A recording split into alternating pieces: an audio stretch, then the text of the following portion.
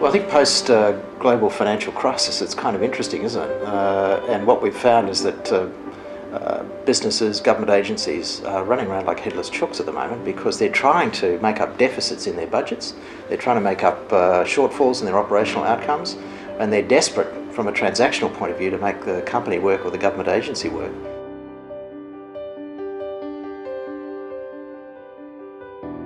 The good news is that a lot of this fear and anxiety and things that we've been talking about that don't seem quite so apparent can actually be identified in a very safe and evidence-based way by doing the right kind of measurement. So we actually spend a lot of time early in an engagement actually understanding the system, not coming in, with the pre-prepared program that everybody has to do.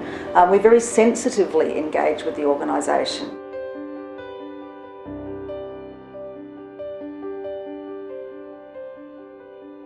So talking to a GM of a local government authority, as we did last year, brought us in because he really couldn't understand why he wasn't getting traction with his executive management group, and he was just tearing his hair out after 3 years in the job and saying, why aren't they listening to me, why aren't they getting it?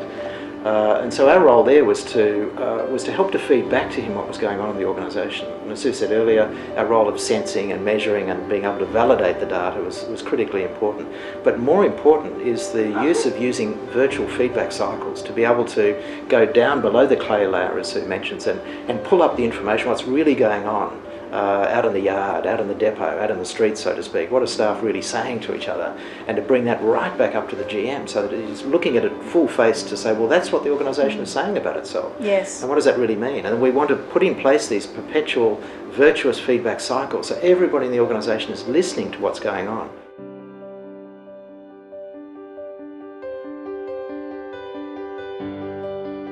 Okay, well, if you're a business leader who knows that they've already got an issue, that apparently you just don't seem to be able to crack this particular problem, or if you're just someone who really wants to leave a legacy, or if you're dealing with public money and you're really concerned about the value for your constituents and you need to improve productivity, then all you need to do is contact us either by email or through the internet or by phone, and we will happily come and visit you and have an initial conversation about what's going on in your organisation.